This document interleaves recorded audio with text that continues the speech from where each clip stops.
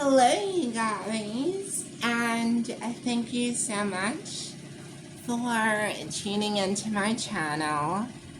So, I wanted to sort of make like part two of being the forbidden fruit, but I kind of wanted to talk about my college experience. Now, excuse me, like I'm in my room and I just wanted to like chill. So, hold on, I just want to turn off the fan. There we go. Hopefully you guys can hear me better now. Um, Gosh, I need to get better with my sound and stuff. But before I begin, I just wanted to say hey to all of my new subscribers. I wanted to say hi to all of my subscribers who have supported me since I was in my old channel. You guys are the reason that, I keep wanting to make these videos. Um, I remember when I first started making videos, I was at such a lonely place and desperate place in my life. And somehow turning on the camera and connecting to you guys helped me not only process my own life, but connect with people that I'm so grateful to have met in person and have talked to. So, shout out to all my subscribers. Now, I made a video about being kind of like the forbidden fruit, being the person at the job who is secretly wanted, but a lot of guys sort of are either intimidated by you or socially they're afraid of what their friends are gonna say. So I think definitely when I was in college, I was not really in a dating space. And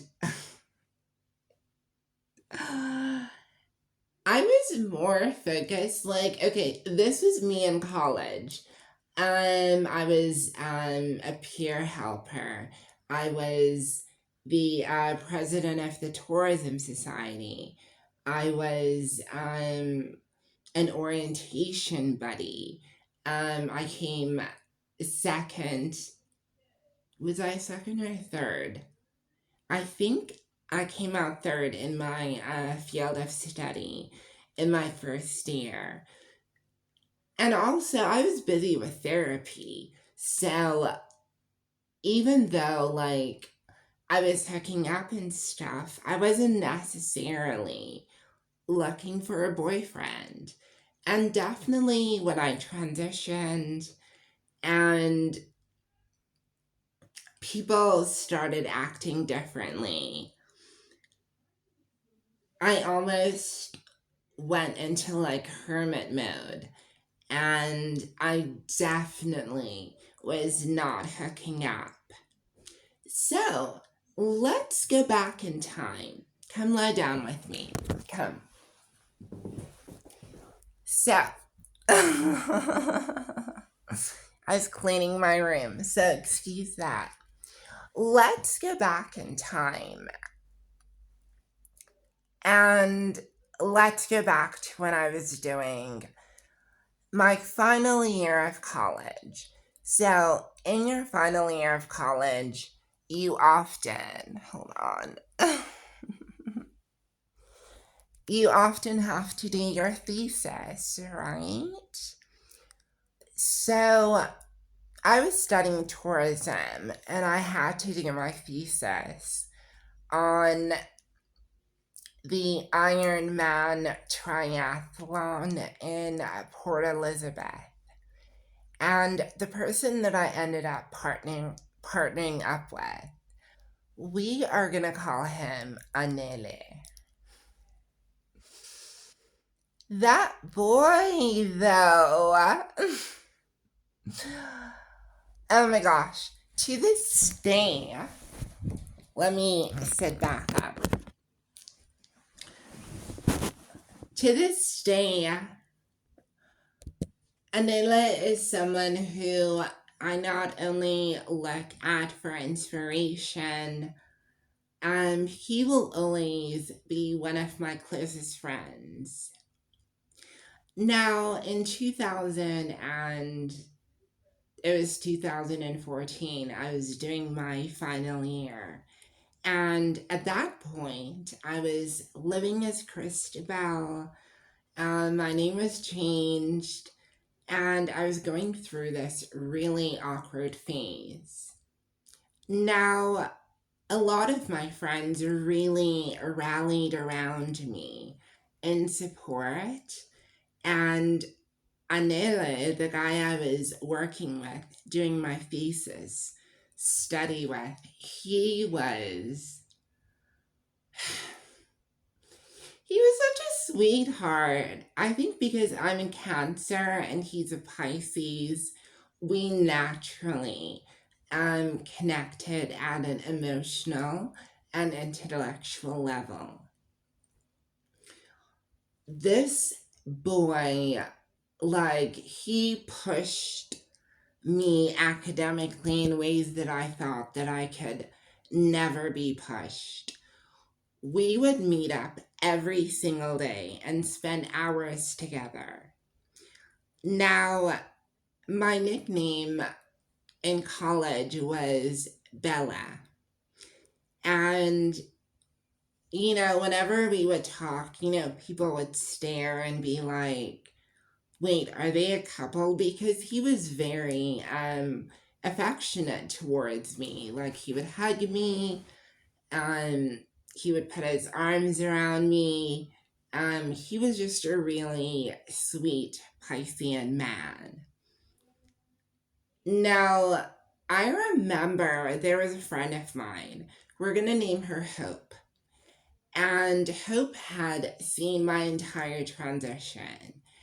And for a lot of my female friends, they were so impressed with how Anele had accepted my transition and showed no level of animosity, hatred, anger, or transphobia. And there was a point, many points, especially, when we would be greeting and embracing, where the hug would just linger. And in your mind, you're kind of like, okay, come on now, let go of me. Come on, let's get to work. Now, for me, I refused, I think, to believe at that stage that any guy could find me attractive. I was on the transition treadmill, meaning that I didn't think that I was good enough to be anyone's girlfriend, especially not someone like Anele. I also had this belief that Black men were inherently transphobic. So, because of my own limitations, I never allowed myself to even entertain the possibility of me and Anele hooking up. It was only after college where, obviously we stayed in touch. He continued academically, and I think he's doing his PhD now, which I'm so happy for him. But it was after we had been in college for 4 years that he started dropping hints. Now, the first hint that he sort of dropped was, we're chatting on Facebook Messenger, and we had a lot of mutual friends. So he asked me, he was like, I heard a secret about you. So I'm like, oh God, what have these heifers been saying about me now? What's the secret? So he pleaded off and said, no, no, no, it's nothing bad. But I heard that you have a crush on me. I remember thinking that A, we're not even in the same city anymore. B, when did you hear this? C, are you interested? And D, if you were, like, we had a whole year when we were doing the thesis, like when we were doing our thesis project together, where at any point she could have hooked up with me. But because I think, despite the fact that in college he was comfortable enough to be an ally, he was comfortable enough to be a supporter of trans, gay, LGBTQ plus people, he was not at a point in his life where he was gonna acknowledge that, he wanted to see my third leg. He wasn't gonna do that. And it's so crazy. It's almost as though guys expect us as the trans girl to seduce them. And it goes back to this whole idea of being forbidden fruit. Think about it. In the Garden of Eden, Adam and Eve are seduced by the serpent. They're essentially called in. Hold on. They're seduced by the serpent. And the idea is that, they want to be, or they want to partake in the forbidden fruit. But in their mind, they're like, no, I need to be seduced into it. Now, for me, I've never been the type of person to go after, straight biological men that don't tell me that they're trans attracted. To be kind of honest with you, I feel like, let me sit up again.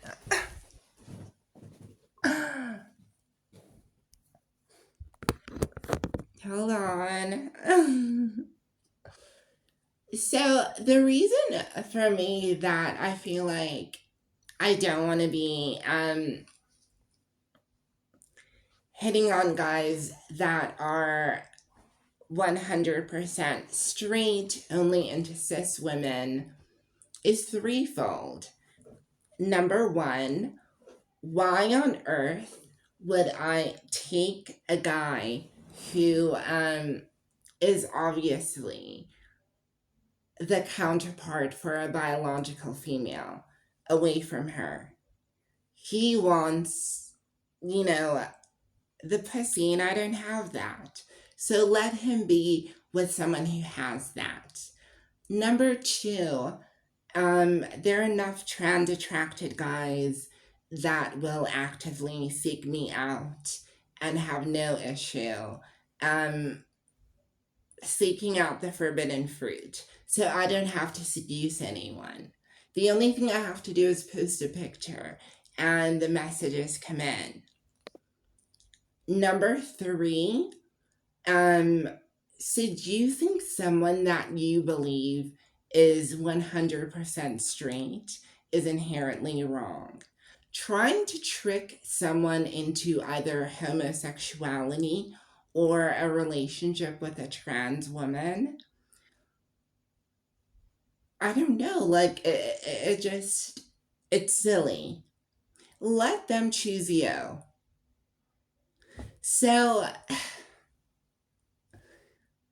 yeah, like I'll be honest. When I found out that Anele had a crush on me, I was flattered. But at the same time, I was like, boy, you had so many opportunities. And right now, we don't even live in the same city. So, sorry. Next. Alright, thank you so much for watching. I'm gonna upload these videos. And I hope you guys understood or what I said made sense. I have a tendency to ramble, but hey, I hope you like my rambling. Look at how sweaty I am. Oh my gosh. This is what happens when you live in a tropical country. All right, bye, you guys.